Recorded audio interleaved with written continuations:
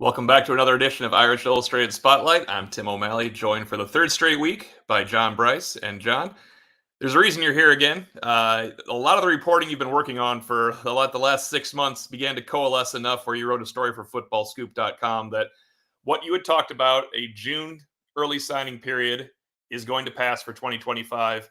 And where I'd like to start, I think, is that the December former early signing period is going to move up in Congress with how the new transfer portal and playoff calendar has to work in college football.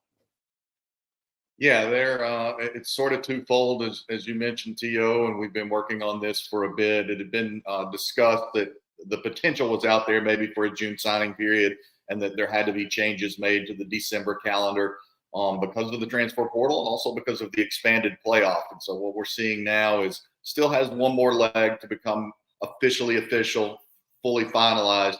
But we're looking at a December signing period that would move all the way up to December 4th instead of December 18th. It would be open for 3 days, only for high school kids at that time, December 4, 5, and 6. Then the transfer portal would open the ensuing Monday on December 9th. Another really interesting component of that particular expected change to the calendar is that then the rest of December would go quiet, meaning coaches would not go on the road recruiting, would not be allowed to go on the road recruiting. But when you're quiet, that means you can have prospects to your campus. You've often talked about the short portal window we had in December where it closed. Was it around January 2nd this year? It's 30. Yeah, 30 days instead of 45, I think. Will that be the same? Will it be 30 days again going in? Is that part of the discussion? Because you're again hitting right inside the college football playoffs. They weren't really affected by that this year, except Texas's backup quarterback, of course, went in the portal, and that was Right. during that season. But is it something that could affect if it stays in that range with the college football national championship now being the 20th and the semifinals the 9th and 10th? Is that something that's affected by this? That's a great question, To. They're still looking at a very similar time window to the point that with the calendar that AFCA coaches have received that is being proposed that we've gotten a copy of, you would see transfer portal official visits then be eligible literally beginning New Year's Day. As of right now, the proposal moving forward is to have guys have the potential to take official visits from the transfer portal January 1st through 5th. However, there is a new caveat that has not been in place. They can only take those visits during that time if they're going to be a mid-year transfer enrollee. So like a Bo Collins at Notre Dame or Rod Hurd, they would not have been able to take a January visit because they were not enrolling mid-year at Notre Dame. So that's one more, I think, distinct element to pay attention to. And that would have affected them because Bo Collins actually visited when Riley Leonard visited this year. And I mean, that's a big deal when you're meeting your probable future quarterback. And just for people listening at home to kind of outline how the playoffs, the dates, I actually had to go back and look at this myself. The on-campus playoff round this year, in other words, not the top four, what we talk about a lot with Notre Dame because they cannot be in the top four, is December 20th and 21st, 4 games played among those days.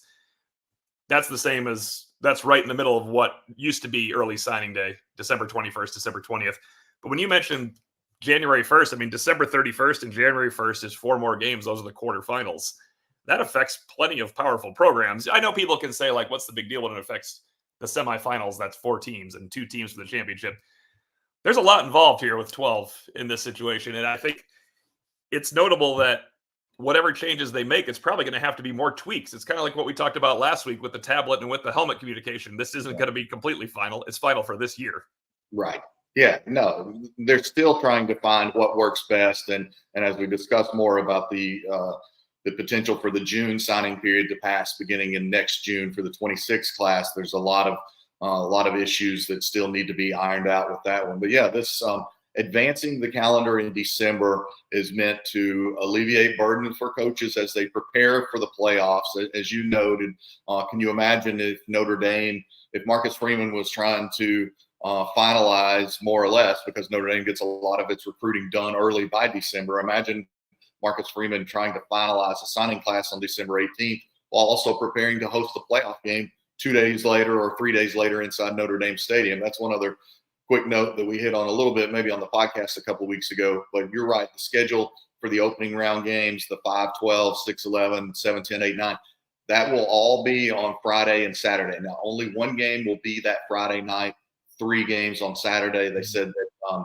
because of the NFL having shifted so many Saturday games at that point, they could not put all 4 games on Saturday. So that's just one interesting subplot that we're reminded of with this story about the changes to the recruiting calendar. They couldn't kindly ask the NFL not to play that Saturday. That doesn't work so well. It doesn't work so well. And, They don't tend to listen even about that January 1st thing, do they? So no. Bryce wrote a story. The story in Football Scoop is college football moving closer to potential June signing period and early December dates. June will be for 2025. And reading your story, I thought an interesting point was when someone brought up those that are signing in June, and then there's a coaching carousel that happens 6 months later. Yeah. That's a big impact, I think, on the student athlete signing. I think it's a huge impact, and that's probably the one thing that GMs for multiple conferences, including the ACC, the SEC, and the Big 12, as we talked to them for this story, that was one of the things. And I won't mention the names they specifically mentioned, but pretty much all those GMs could identify coaches on the hot seat in their conference. You know, some more so this year than next year, but it's inevitable. And yes, what happens if you sign 14 kids in that June signing period, and then your coach is obviously getting fired by the last weekend of October? How is that handled? And then someone else asked the question, could it possibly make the coaching carousel delayed because they would want to let those kids have more time to have the June signing and then the December signing period and then make a move? So again, it is the questions are being asked, how it will impact the coaching carousel, or what happens when inevitably a kid is signed with the school, his dream school, but his head coach gets fired, like you said, 4 months later, 6 months later, whatever it is. And those are questions that no one has a clear answer to. The proponents of the measure say that they believe this is a huge potential step to help prep prospects lock in their spots and not have them sacrificed to those guys in the transfer portal. I do think it's worth noting, I hadn't realized this, but I had a college coach point out to me this week after the story ran that he said there's still 1,000 kids in the transfer portal right now, 1,000 football players alone in the transfer portal right now who either have not found a home or have not shared or declared where their new home is going to be. So that's a substantial number under the current calendar. And there was a worry that it would be even worse if they don't address and try to get an earlier signing period for prep prospects. Yeah, it's interesting when you say lock in. They're locking in the commitment's kind of tough to do these days, right? But I suppose it's locked in temporarily, at least when that happens. So coaches, I read one of the coaches said that as a conference, we oppose it, but we think it's coming down the pipe. Why is the general consensus that they completely oppose this? Because you've talked about that for weeks, that they don't like it. Yeah. The one thing I've heard the most, honestly, is college coaches being cognizant of what this could potentially do to their brethren at the high school level. And there are a number of coaches very concerned if a June signing period is adopted, that more and more players will begin sitting out their senior seasons of high school the way that we've started seeing more and more players sit out bowl games. And we haven't really seen anybody sit out the playoffs. So there's a difference there. But, you know, we hear all the time, there's only so much tread on the tire of an elite running back. So if you're already a 5-star running back signing with a power program next June, no matter how much you love your high school, if you know you're getting NIL money, there's all these variables that come into play that could convince you either to play or not to play your final season of high school football. It's natural to say, oh, well, of course they're going to play. You want to compete. It's your final year of high school. But the business of sport keeps trickling down to younger and younger ages, as you well know, T.O. You mentioned also that July becomes a dead period for this. It seems like July was almost a dead period anyway, though, wasn't it? Wasn't it close to being a dead period? But so it's part of June that becomes a dead period, obviously, that affects. Yes. Does it extend for a longer dead period? So right now, the calendar, as it stands for this coming up June, July, is June 24th to July 24th is a dead period. Right. But then I think Notre Dame maybe has a tentatively scheduled a junior day later in the month of July. I know a number of other programs. I know very prominent SEC programs said there's a chance this July dead period could be enacted for this year. Now, the longer it goes without a vote, the less likely it is to get enacted this year. But he said point blank, you think I want to have my head coach chewing me out if we lose a camp the last week of July because we didn't go ahead and move it? So there are SEC programs already moving some of their late July camps into mid-June or the third week of June to just not take any chances. But yeah, there's universal. I think there's universal agreement and support for an entirely dead July period. We had a question on the Irish Illustrated message board because our Drew Mentalk posted your story to the Four Horsemen Lounge, and it's from New V Irish or New V Irish. He wants to actually know, why can't you have one signing period anymore? And just throughout February, I think the February obviously brings up the new mid-year enrollee situation, but why not just one signing period anymore?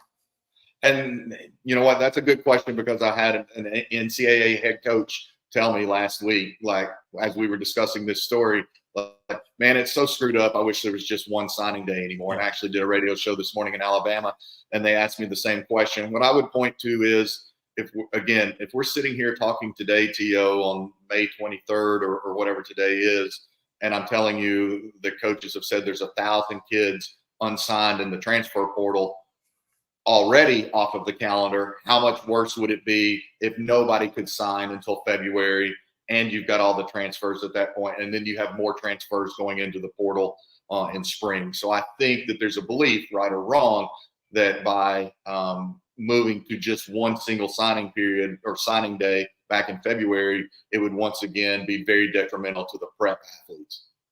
There's a relevant question specifically for Notre Dame from W. Jason P. wants to know, does an early signing period in June actually benefit Notre Dame? He says Notre Dame typically has a majority of their class committed and locked in early, so an early signing period would enable them to get NIL signed, not have to worry about flipping to other programs, decommitting late in the cycle. Is that your understanding? Yeah, when I talked to some Notre Dame folks in preparation for this story on Football Scoop, their consensus was, yeah, we're fully expecting that to happen, and they weren't, throwing their arms up in the air saying this is going to kill us. I mean, Notre Dame recruits at a very accelerated calendar. It does have a lot of work done. It does also. There's a contention that signing a bunch of your class in June lets the coaches focus even more in season on the season at hand, especially as the playoff expands and the pressure goes up for everyone to make the playoffs now that 12 teams instead of just 4 are making it. So I didn't get the sense at all that Notre Dame would be frustrated with the June signing period. Interesting question. I've always thought about this, but I think I have a couple answers now. From Iris Steel 63, what's the purpose of having signing day anymore? Why not let kids sign whenever they want?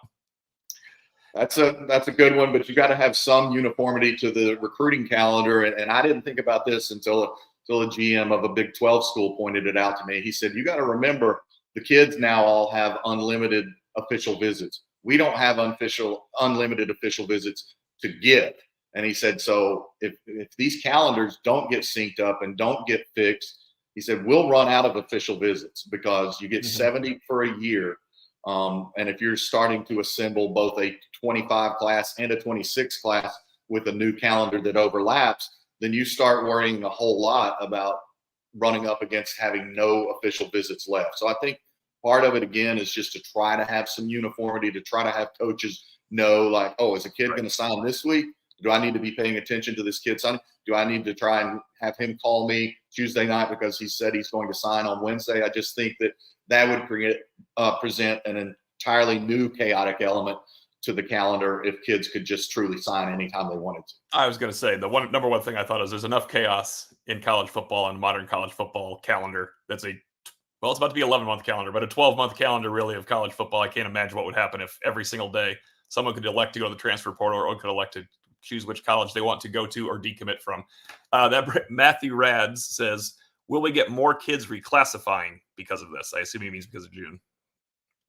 I don't know that you would get more kids necessarily reclassifying, because you're not going to sign in June and then suddenly report to college and be able to play that fall. Now it's hard enough if you're a standard mid-year enrollee to carve a spot on the roster the ensuing fall. So I don't think you would see a ton of reclassification. I don't think we're to that point yet. John, that's done a heck of a job reporting on this story for the last few weeks. But I know we teased it a little bit on Irish Illustrated Insider, and it's all been coming down the pipe. Any hint as to it could be blocked? It won't be blocked? I mean, it seems like it is absolutely coming down the pipe right now. Reading your story, it just sounds like everyone's like, oh, this is a guarantee. What are the little things that are stopping it? Is it simply the bureaucracy of trying to finish off a vote? Yeah, I think it's simply the bureaucracy again. When I texted with an ACC coach, I can't remember if it's a Notre Dame opponent this year, but it's an ACC coach that's been a Notre Dame appointment in multiple recent years. I just said, "What are you hearing on signing day changes?" And he just wrote back directly, "June 25 signing period." And so, the one of the GMs, multiple of the GMs that shared the proposed AFCA calendar with us, that calendar already reflects the dates for June signing period in 25. Now, it's not a finalized calendar, Sure, but sure. if you've got a calendar done and that's what you're advancing forward and that's what you're proposing, then that means you're not putting in that work to have these dates nailed down because you think you're doing it for nothing. So I think that that's kind of where it's headed. One interesting thing to note, if the June signing period passes, then you do have some increased dead days at the end of next June to Mhm. accommodate the signing period. You would go into a dead period from June 22nd through the 30th, and then the signing day 3-day window would be June 25, 26, 27. Well, John, if you break more news nationally for Football Scoop next week, you will again be the guest on Irish Illustrated Spotlight. We go for 4 for 4, but if not, regardless, we'll be back next Thursday with another edition. Thanks to everybody for watching.